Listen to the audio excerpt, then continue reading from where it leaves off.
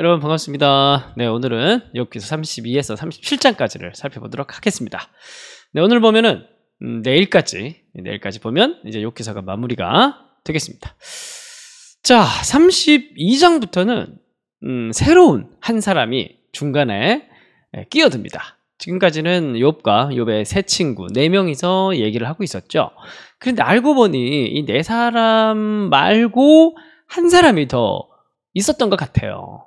친구는 아닌 것 같고, 이 사람이 얘기를 듣다가 중간에 끼어들어서 아주 길게 그러니까 앞에 이제 세 친구들은 뭐 1라운드, 2라운드, 3라운드에 걸쳐서 서로 하고 싶은 얘기를 다 했는데 32장 1절을 보세요. 32장 1절을 보시면 욥이 자신을 의인으로 여김으로 그 세 사람이 말을 그치니 그러니까 세 사람이 동일하게 욥에게 했던 주제, 핵심은 뭐냐면 욥이 네가 죄가 있다. 권선징악. 결국 악인 필멸. 결국 네가 이러한 큰 고난을 당하고 있는 이유는 네가 뭐 인정하고 있진 않지만 결국 고난 자체가, 고통 자체가 네가 죄를 지었던 증거가 아니겠냐. 그러면서 그 주제로 계속 얘기를 했었습니다. 그런데 욥이 인정을 안 했던 거죠. 욥이 지금 말하듯이 결론을 31장 2장 1절이 결론인데, 전체 요약인데, 한마디로 욥은 자신을 의인으로 여기는, 여기서 의인이라는 건 내가 아주 대단한 그런 사람이라고 얘기를 하기보다 맥락을 들어보면 이 정도의 고난을 당할 만큼 내가 죄를 짓진 않았다. 사실 이제 그 논리거든요. 이제 그걸 얘기를 하니까 이제 평행선을 달린 거죠. 그래, 끝났어요. 더 이상 끝났고, 욥은 그럼 증거 대봐라. 내가 뭘 잘못했냐? 이렇게 얘기를 하니까 또 이 증거는 없거든요. 그러니까 욥의 세 친구는 계속 얘기를 하다가 그냥 점점 말수가 줄어들면서 얘기가 끝나요. 그리고 이제 하나님이 나타나셔야 되는데 이제 엘리후가 나와서 이때까지 못했던 말을 한 방에 몰아서 32에서 37장까지, 아주 듣기 싫은 말인데 근데 오늘 이걸 다 읽어야 돼요. 그래서 엘리후의 이야기를 오늘 통독하는 것이 이제 오늘 통독의 범위, 목표라고 볼 수가 있겠습니다. 이제 말씀을 드렸듯이 욥의 입장은 지금까지 한마디로 얘기를 하면은 나는 이 정도의 고통을 당할 만큼 죄를 짓지는 않았다. 자, 그러면 엘리후가 뭐라고 떠드는지 한번 보겠습니다. 32장 3절을 보시면 또 세 친구에게 화를 내면 그들이 능히 대답하지 못하면서도 욥을 정죄하기 때문이다. 그래서 먼저 욥에게 막 쏟아붓기 전에 이 엘리후는 누구에게 먼저 쏟아붓습니까? 세 친구에게 먼저 화를 내면서 대답도 못하고 막 이러면서 근데 이 양반이 아주 젊은 양반이에요. 그래서 니들이 욥에게 제대로 대답도 못하고 라고 얘기를 하면서 내가 그동안 왜 참았는데 이러면서 30장 6절 보면은 부스 사람 바라겔 아들 엘리후가 엘리후라는 말은 그는 나의 하나님 이런 뜻이에요.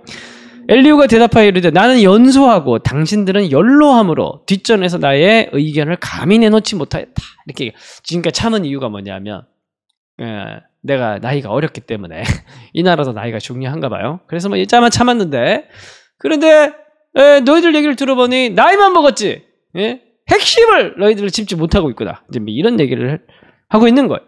그러니까 사실 이 엘리후는 컨셉이 명확한 사람입니다. 어떤 사람이냐면 특히 여러분 젊으신 분들 잘 들으십시오. 젊은 꼰대. 나이 들었다고 꼰대가 아니에요. 그냥 꼰대면 꼰대입니다. 젊은 꼰대. 이 엘리후는 젊은 꼰대의 컨셉을 가지고 있고 그러면서 이제 아주 구구절절히 옳은 말을 내가 논리에 자신 있다면서 옳은 말을 막 쏟아내겠다고 너희들이 증거하지 못한 욥을 이기지 못한 그 논리를 내가 이기겠다. 그러면 32장 14절 보면은 그가 내게 자기 이론을 제기하지 아니하였으니 나도 당신들의 이론으로 그에게 대답하지 아니하리라. 나도 당신들의 이론으로 그에게 욥에게 대답하지 않겠다라고 얘기를 하니까 나는 새로운 논리, 이제 엘리후가 새로운 논리로 내가 욥을 제압하겠다. 이제 그렇게 지금 선포를 하고 있는 그런 장면입니다. 32장이 이거 자체가 긴데 전체가 이 준비하는, 아직 얘기 시작도 안 했어요. 말 엄청 많아요. 이 양반이 말이 엄청 많이, 젊은 꼰대가 그 준비하는 말이고, 이제 33장부터 본격적으로 욥에게 이제 엘리후가 말을 하는데, 그럼 엘리후는 이 다른 새 친구들과는 다르게 욥에게 뭐라고 얘기를 하는 걸까? 좀 핵심을 좀 짚어드리고 싶은데 여러분들이 이제 길어요. 33, 4, 5, 6, 7장까지 읽어서 이제 핵심을 파악해야 되는데 여러분들 그냥 쭉 통독해 가면 사실 잘 몰라요. 무슨 말인지 비슷한 말이고. 그래서 제가 딱 정리해 드릴게요. 4가지를 얘기를 합니다. 첫 번째가 뭐냐면 엘리후의 논리는 이거예요. 33장 13절을 보시면 하나님께서 사람의 말에 대답하지 않으신다 하여 어찌 하나님과 논쟁하겠느냐. 하나님은 한 번 말씀하시고 다시 말씀하실 때 사람은 관심이 없다. 뭐 이렇게 얘기를 하는데 핵심은 뭐냐면 하나님과 논쟁하려는 태도 그 자체가 문제라는 거예요. 하나님은 사람 말에 대답하지 않으시는데 얼마나 바쁜데 하나님은 바쁘시고 또 하나님은 얼마나 높으시고 얼마나 크시고 그런데 어떻게 네가 욥이 막 하나님께 막 부르짖고 막 그런다고 네 말에 대답을 하겠느냐. 지금 이 논리를 가지고 오고 있는 거예요. 사실은 엘리후의 논리가 앞에 친구들의 논리와 크게 다르지 않습니다. 자기는 새로운 말을 하겠다고 하는데 놀라워요. 왜냐 오늘날도 그래요. 오늘날에도 사람들이 뭔가 자기가 특히 이제 뭐 저도 이제 신학에 관심이 많아서 참 옛날엔 책을 많이 봤어요. 식음을 전폐하고 책을 봤던 적도 있습니다. 한 2년 정도 다 보고 더 볼 게 없어서 이건 이제 더 이상 안 봐도 되겠다 이런 생각이 들 정도로 책을 좀 봤던 기간이 있습니다. 결론이 뭐냐 하면 어떤 학자가 책을 내면 일단 그 사람의 세계관을 담아 아주 핵심적 책이 나와요. 제 책이라고 하면 성경을 여행하다. 막 이렇게 책을 딱 나와요. 그 다음에 쫙 여러 가지 한 2-3권이 새로운 책이 나오다 그 다음에 계속 컨트롤 C, 컨트롤 V가 됩니다. 핵심 내용은 다른데 적용만 달라요. 내용만 쫙 달라지면서 다시 남을 다 비슷한 얘기로 갑니다. 저는 사실 이제는 앞으로 더 이상 책을 쓸 일이 있을까 이런 생각이 들 정도로 제가 하고 싶은 얘기는 다 했어요.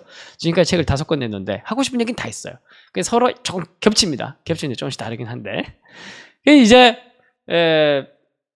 엘리후는 자기는 뭔가 대단히 새로운 얘기를 할 거라고 하면서 막 떠들어대지만 쭉 보면 아시겠지만 첫 번째 논리도 사실은 새 친구의 얘기와 비슷한 얘기인 거예요.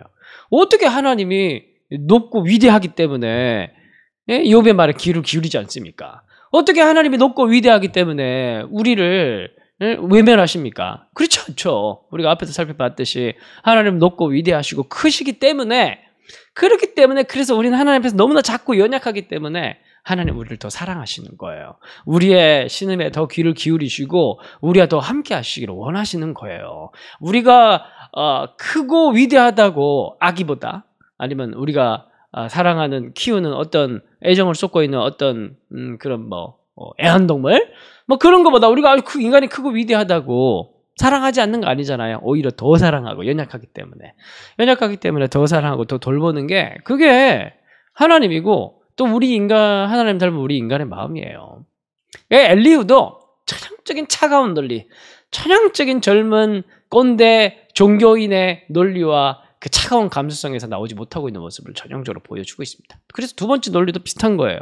33장 30절을 가보면 그들의 영혼을 구덩이에서 이끌어 생명의 빛을 그들에게 비추려 하심이라.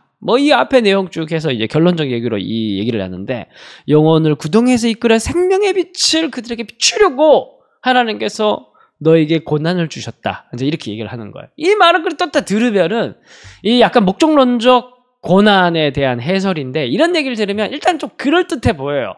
그래서 이런 목적론적인 이야기가 좀 설득력이 있기 때문에 우리가 이런 논리를 자주 펴요. 되게 조심하셔야 됩니다. 예를 들면 이런 거예요. 우리 주변에 좀 고생하고 있는 사람이 있는데 가가지고 하나님이 당신을 더 크게 쓰시려고. 그래서 옛날에 제가 근무하던 교회 목사님이 계셨는데 부목사님이 계셨는데 그 따님이 이를 지금 정확한 병명은 기억이 안 나는데 희귀질환에 앓고 계셨어요. 그래서 목사님 사모님이 참 마음이 새까맣게 타들어갔죠. 그래서 이제 권사님이 목사님 물론 이제 위로하신다고 좋은 말로 하신 거예요. 좋은 마음으로 하셨는데 뭐라고 얘기를 하셨냐면 하나님이 목사님을 얼마나 크게 쓰시려고 이런 고난을 주셨는지 기도하겠습니다. 이렇게 얘기를 좋은 마음으로 하셨는데 그 목사님이 고맙습니다. 그러고 이제 저랑 둘이 있을 때 나는 큰 종 되고 싶지 않다고 이렇게 얘기하시는 거예요. 나는 큰 목회자 되고 싶지 않다고 이렇게 얘기하시더라고요. 그러니까 오히려 그런 말들은 사실 어떻게 보면은 한 번만 더 생각하면은 할 필요가 없는 말이에요. 할 필요가 없는 말. 응? 그래서 고난은 하나님의 메시지를 전달하는 방편, 틀린 말은 아닌데 이 욥의 상황에 맞는 말은 아니라는 거예요. 네? 그 차이를 여러분들이 잘 이해하셨으면 좋겠어요. 그리고 34장 4에서 9절을 보시면 이제 정의란 무엇인가에 대한 주제를 가지고 또 엘리후가 자기 딴에는 이 젊은 꼰대의 이 우쭐거리는 마음으로 쫙 말을 막 늘어놓습니다. 그래서 4절 보면 우리가 정의를 가려내고 무엇이 선한가 우리끼리 알아보자 막 이렇게 얘기를 하면서 욥이 말하기를 내가 의로우나 하나님이 내 의를 부인하였고 뭐 이렇게 얘기를 하면서 또 이제 핵심 뭐냐면 하나님은 정의로우신데 불의한 욥이 하나님을 비방했다라는 거예요. 자신의 의로움을 주장하면서 하나님을 비방했다. 왜 하나님 어디 계십니까? 막 이렇게 얘기를 했다는. 근데 여러분 이것도 맞는 말인데 틀린 말이죠. 왜냐하면은 욥은 물론 이제 하나님을 비방하는 것처럼 보이는 말들을 쏟아냈지만 그건 절규였어요. 절규.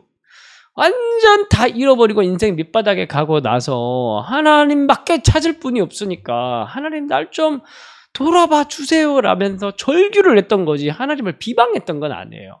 비방과 절규는 다른데 이 사람은 공감의 마음이 없으니까 비방으로 들렸던가 봐요. 그러니까 맞는 말이 틀린 말인 거죠. 35장 또 12에서 13절 이제 마지막 엘리후의 논리인데 35장 12, 13절 그들이 악인의 교만으로 말미암아 거기서 부르짖으나 대답하는 자가 없으면 헛된 것은 하나님이 결코 듣지 아니하며 전능자가 돌아보지 아니함이라. 결국 뭐예요? 무슨 논리로 돌아간 거예요? 헛된 것은 결코 듣지 않는다. 전능자가 돌아보지 않는다. 그들이 악인의 교만으로 말미암아 거기서 부르짖는다. 여기서 악인은 누구예요? 부르짖고 있는 악인은 누구예요? 욥이죠.